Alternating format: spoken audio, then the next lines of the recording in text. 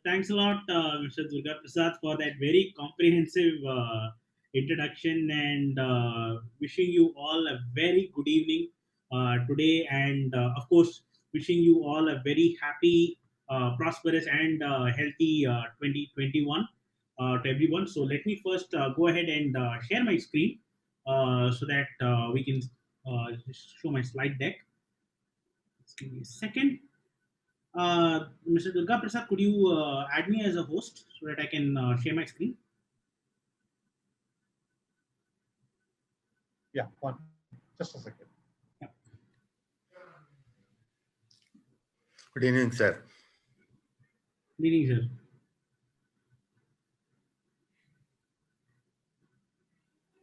sir. So just please let me know if you can see my screen.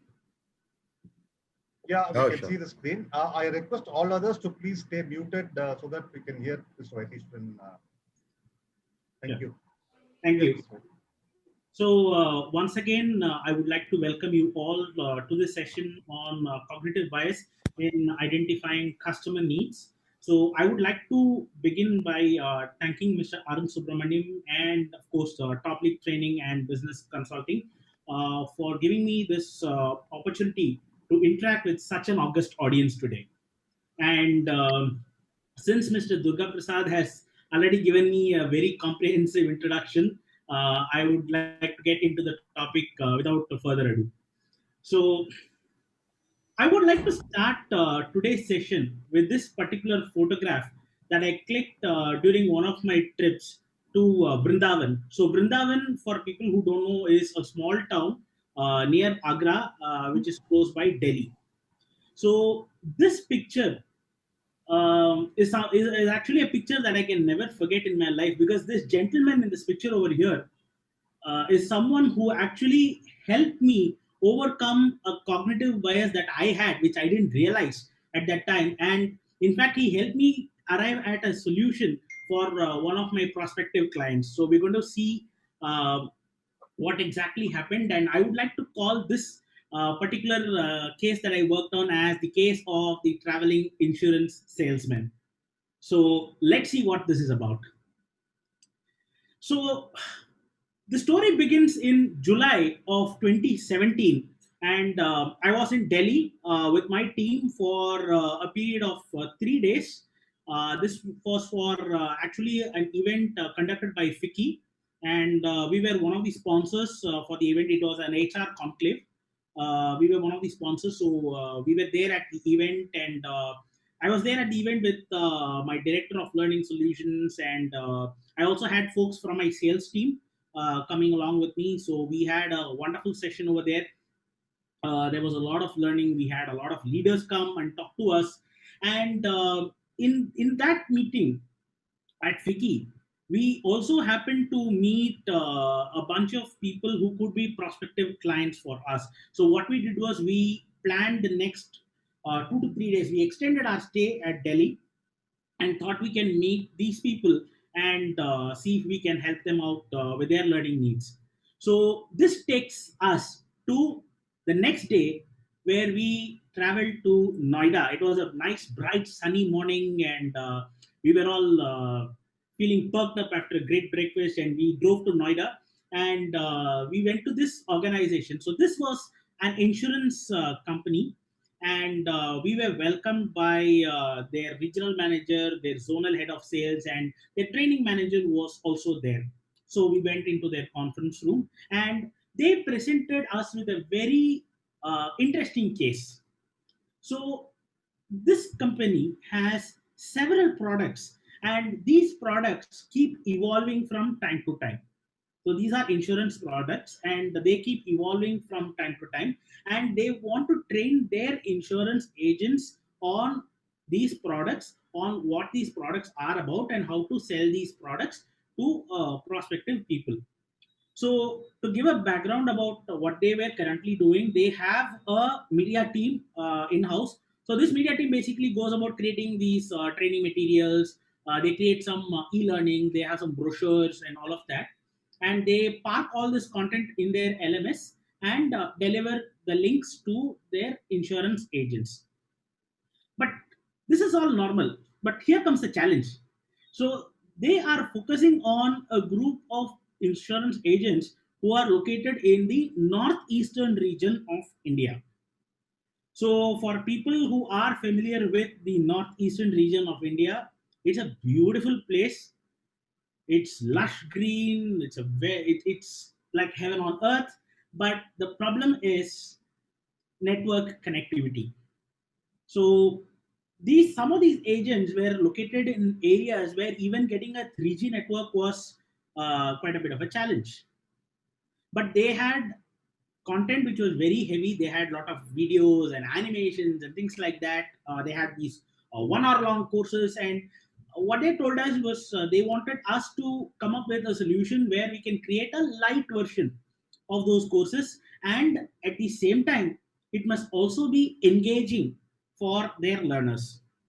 So we were having this discussion, and they said that they wanted to prototype something first, see if it really works, and they were also very open to ideas. They said that they wanted to learn if we, as being one of the leaders in the learning industry, we are able to provide them with alternate solutions. But essentially, their training manager, from that discussion, I was able to get that they were looking for us to create some micro learning modules for these insurance agents. So what I did was I didn't want to give them a solution then and there. So I probed them to understand where exactly their insurance agents are, what is their background. So I was just starting to do a typical needs analysis, and it was at this time when the training manager's phone rang. So the training manager excused himself. He just stepped out, came back after a couple of minutes, and he was actually very upset. So he came and told that he got a call from one of his LMS administrators who were telling that the participation of the latest set of modules that they had put out on their learning management system was extremely low. So they are having people are not really taking up these modules. And another interesting aspect about these particular agents is that these agents are not only selling products of this particular insurance company, they are they're more like freelancers. So they also sell uh, products of other insurance companies. So this means that not only should the training that they have to give must be relevant, must provide the knowledge, but also must be engaging and compelling for the learners, to make sure that they are engaged in this entire process and they are motivated to sell this particular company's products. So when this phone after this phone call, the manager just said the statement that there's a lot of buzz happening through WhatsApp, and this particular LMS administrator is getting a lot of angry messages from the insurance agents from the northeast region, saying that they're not able to access, it's very slow, it's buffering and things like that. And he just said that, look, so here's a live example for you guys to see. This is our problem, so you'll have to come up with a solution. So this is where our needs analysis journey begins. And once we begin our needs analysis journey, without any exception, without any exception, every single learning consultant, irrespective of whoever they are, runs into cognitive bias. So what is it exactly cognitive bias? A cognitive bias is something that happens when we look at the world through our lens. So this means that cognitive bias is everywhere and is in every one of us, however rational and objective we think we are, which actually in itself is a bias, right? So if so when we look at cognitive bias and when we look at a particular situation, our judgment is often clouded with whatever our past experiences are, and we either consciously or unconsciously succumb to these and end up in landing with a solution that is riddled with cognitive bias. So coming back to the meeting that we had, so we had a conversation with them, and we started to meet another client of ours. So this client was located in Mathura. So we drove to Mathura from Noida, and it's a beautiful road, the Yamuna Expressway. It was a very nice ride, and me and my director of training, we started getting into this little bit of a brainstorming meeting in the car, and we were talking about different micro learning scenarios that can apply, how to use lighter media forms and things like that. But somehow, whatever ideas that we came up with, we were not really satisfied. So we went ahead, we met with this other client at Mathura, and then we decided to take a short excursion. We had some time in our hands before we could get back to Delhi. So we thought we could take a quick excursion to Vrindavan. So it is at this point where this picture came to be. So we were walking on the streets of Vrindavan. So people who have been to Vrindavan will know it's a very pleasant town, with a lot of narrow streets. And I met this particular gentleman here in this particular bullock cart. So if you look at this particular bullock cart, you can see that it has been modified into a school bus, right? And you can look at the name. It says Sandipani School Bus. So the name Sandipani is not fully visible over there. So it actually says Sandipani School Bus. So Sandipani is actually the name of the rishi who trained Lord Krishna when he was in Vrindavan. So it gives a local flavor, and you can see the other branding. He says Bull Par, and he has also this other quip down there. It says how am I driving? You can contact this number, and the kind of branding he has, right? It was so inspiring for me, and that when I was thinking about this picture, it was so interesting that I had to click this picture. But this picture got me thinking. See, this gentleman here is able to create a school bus which is not traditional, because we are used to a school bus which plies on diesel, right? Diesel is the fuel. It has doors, and it has a certain size, and it moves in a certain way. But this gentleman has completely reimagined the concept of school bus to fit his economy and to make sure that he pulls business. And that school bus, as you can see, I don't know how much you can see from here, that school bus is running full. So this made me realize a cognitive bias that I had in myself, which is called functional fixedness. So if a school bus can ply without the traditional fuel diesel, can't learners and can this process of learning and learner engagement happen without the traditional methodology of a web-based and a classroom-based training? Is that even possible? So whenever they come to us with a learning solution, we typically think of, okay, so we either deliver it on web, whether it's going to be an instructor-led online, or it's going to be a self-paced learning, or we think of classroom-based learning. So these are typical avenues that we think. But then it got me thinking, why can't I reimagine something else? Is it possible to repurpose something else for this? So this reminded me of that little nugget that a training manager said to me during our meeting. He was complaining about how the LMS administrator is receiving feedback over WhatsApp, saying that these people are communicating on WhatsApp and they are extremely upset. So it dawned on me that the best way to reach out to my target audience over here is to make what we want to happen where they like to be, which is obviously social media, and in this case, WhatsApp. So, how do we address this? So, what I did was I had a quick call with the training manager, and he told me. So, I asked him about how frequently they communicate over WhatsApp, and he was telling me that these agents are completely hooked to WhatsApp, and they typically use WhatsApp for checking on their clients, kind of servicing them, and also reaching back to their regional managers to report sales and things like that. And they were even sharing data over WhatsApp. So then I arrived at a solution. Why not we create a chatbot for them? So this is going to be slightly different, where the chatbot is going to push bite-sized learnings as short messages and as short quips, where this information is also available on demand. So it's apart from pushing content, They are also going to have information about products available on demand. So all they'll have to do is open the phone. For people who are not familiar with chatbots, you just have to open your WhatsApp or Telegram or whatever application there is.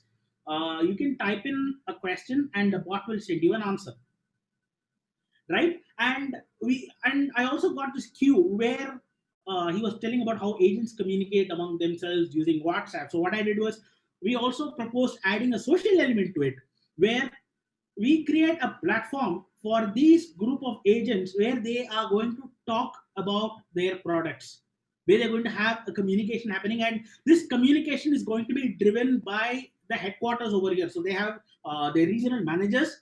So this regional manager is going to drive these conversations and be supported by this chatbot. So whenever this person is going to go and talk to a prospective client, he doesn't have to fall back to, I mean, loads of content or try to recollect what was there in that particular bulky course that they did. All they have to do is take up their phone, type a question to their chatbot, and boom, they get their answer.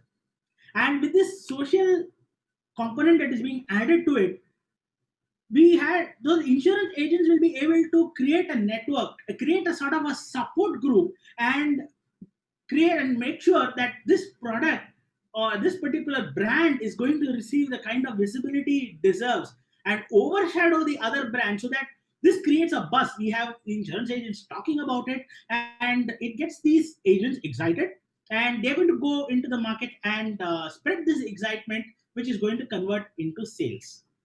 So this was the solution that we came up for this particular client. And so to define functional fixedness that I had, so functional fixedness is basically the inability to realize that known something known to have a particular use can also be used to perform other functions. So this was actually explained by Mr. Arun Subramaniam in his earlier workshop on value proposition, where we talked a little bit about functional fixedness.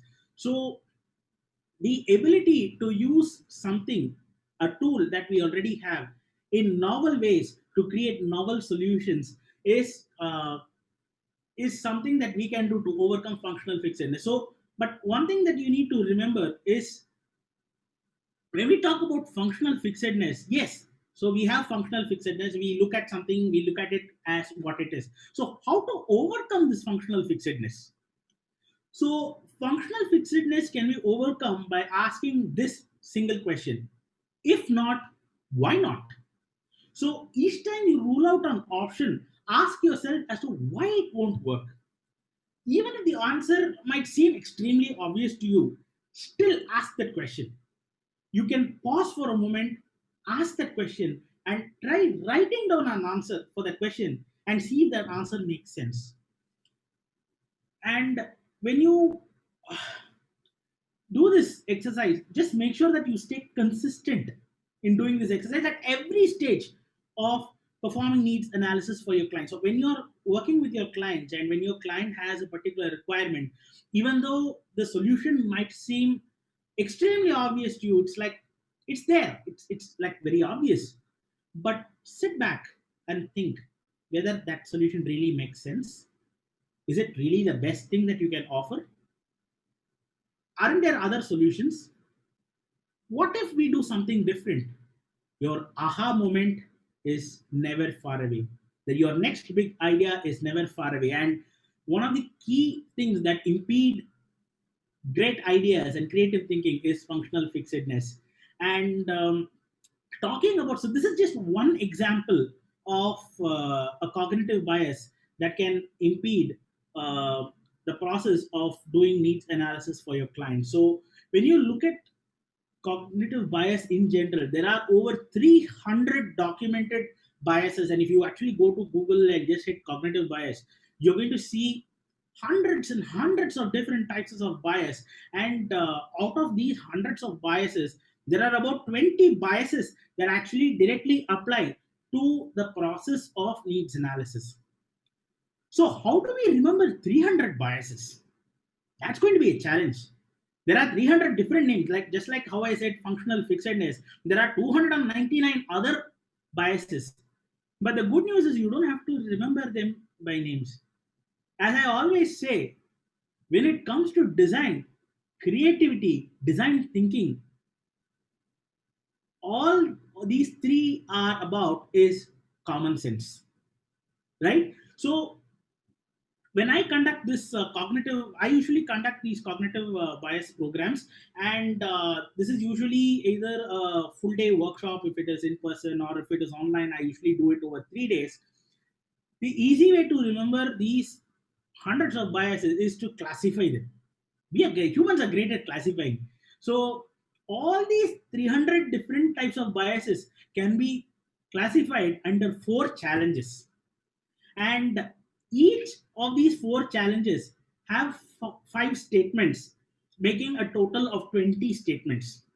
So if you are able to get good of these 20 statements, if you are able to run through these 20 statements, you should be in a great position to overcome cognitive bias. And usually in my trainings, I have also created a small field book that can be used as a ready reckoner when it comes to running your solutions through. So what I typically do in my situation is, when I create solutions for my clients, I take this field book and I run my solution through these 20 statements. If it proves the test, if it passes the test of these 20 statements, then I think I've got a good solution, right? And when you actually look at these this concept of cognitive bias, one of the concept this is the last thing that I want to talk about. One of the concepts, one of the common questions that I get when it comes to cognitive bias is, Vaidishwaran, is it possible to completely overcome these biases if we follow these 20 statements? Is it possible to overcome all these biases? My answer is no. You cannot. Whatever solution that you create, there will be some element of bias that is always going to be there. You cannot 100% eradicate bias, but the good news is you can control it, and you can control it to an extent where you can produce meaningful, relevant, and innovative solutions for your clients, right? So it is a practice. So this cognitive bias is basically a practice where you need to be cognizant of the existence of these cognitive bias, and once that has been achieved, you are on your way to create beautiful and marvelous solutions for yourself and for your clients. So I would like to conclude by thanking Top League Training and, of course, Mr. Arun Subramaniam for giving me an opportunity to talk to you all on this topic. So I would now like to open the floor for questions. If you have any questions for me, please mute yourself and raise those queries, and I'd love to answer your questions. And if you have any questions for me post the session, you have my contact details on the screen. You can write to me, you can connect to me over LinkedIn and Facebook and on YouTube as well. And we can continue this conversation. So thanks again, and over to you, Mr. Durga Prasad. Thank you so much, Mr. Vaiti. It was so informative, and cognitive bias is one thing which we all have to really look at, and it was really just lucid, I should say. Every point that you mentioned was very lucid, and uh, it was many people would be able to just get it in. Thank you so much for your wonderful session. Thank you. I'm sure, friends, if you have any questions, you may put it in the chat box, or if you can raise your hand. You can answer those questions also. Mr. Vaidishwaran will answer those questions also. Sure. Shall we wait for a couple of minutes if somebody has some question? Sure. Yeah, Dr. Ram has raised his hand. Dr. Ram, please unmute and you can ask a question. Yeah, it is wonderful topic, and you have greatly represent the cognitive bias. My one simple question: Yes, sir. how do we define the successful people who are eradicating their bias when the unsuccessful people who can't able to do it? Okay, so you can basically define success by the kind of solutions that they produce. For example, you can take any leading brand today, like we can even take brands like Apple. So they broke the ceiling where when we had traditional phones with keypads and I mean, the conventional way, we had business phones and we had consumer phones. So Apple came up with this idea saying, why not make the whole thing a touch? Why should we imagine phones like the rest of the world has imagined? Why can't we make something different? So that is something that, so these people have gone, and so what Apple has essentially done here is has done an element of introspection, and they have worked out what are the inherent biases that are there when it comes to designing a phone. And when they overcame those biases, that led to the iPhone that we know and love today. So So this is just one example. they have to take the measurement and the enthusiasm for the whole team to believe on the system. Absolutely. So that is actually the mark of a great leader. So a leader, apart from overcoming their personal biases, must also have the capacity to inspire their team, to believe in their vision, and walk along with them to make sure that the goals are achieved. True, true. Yes. Thank you. Thank you, Dr. Ram. Right. Thank you, Vaidishwaran. This very good insights, 30 minutes, and you really hit the point on cognitive bias.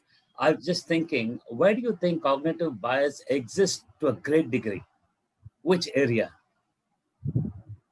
It exists everywhere. It exists as freely as air and water. It is everywhere. No matter where you are, in which area of business you are, whether you are in business, whether you're in service, whether you are in product, irrespective of any sphere you are working on, there is cognitive bias. So if you actually sit down, actually, this is what I normally ask my the people who attend my workshop to do, is just take one particular thing or one particular action they have done in a particular day, sit, introspect, and think as to why exactly you did it. What made you do it? Given another chance, would you do it differently? If so, how? When you sit and do a little bit of introspection, when you start answering questions like these, you will see where your cognitive biases are. To keep an open mind is very, very important. That's a fundamental to overcome cognitive bias. Absolutely. First is keeping an open mind, and number two is recognizing the fact that cognitive biases are real and they exist in everyone. We think we are rational, we think we are logical, yes, but that itself is a bias.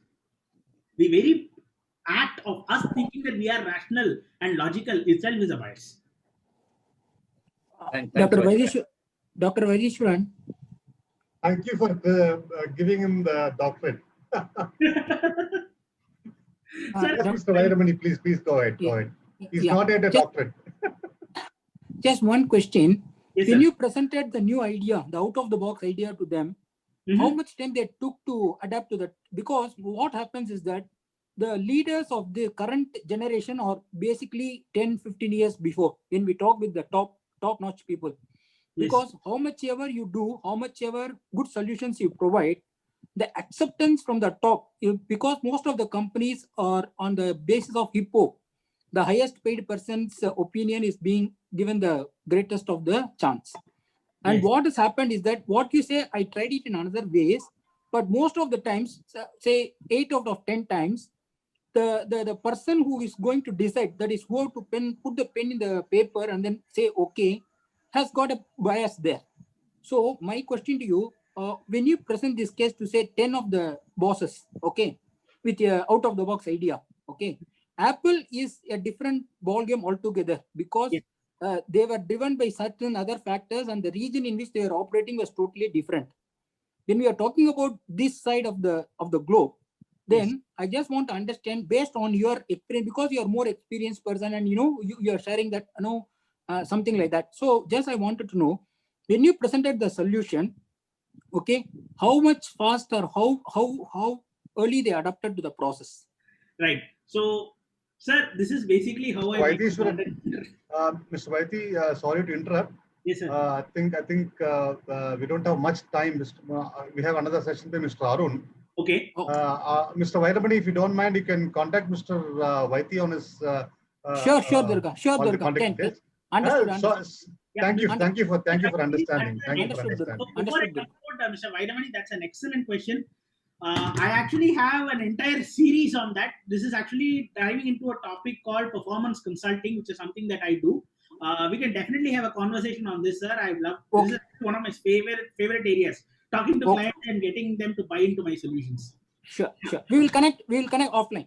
Absolutely, Thank sure. Thank you. So Yeah, once again, thanks Durga Prasad, and thanks to Mr. Arun Subramaniam and TopLeague Training for giving me an opportunity to talk to you all. Thank you. Thank you so much, Mr. Vaiti. It was a pleasure hosting you. Thank you, sir. We are extremely happy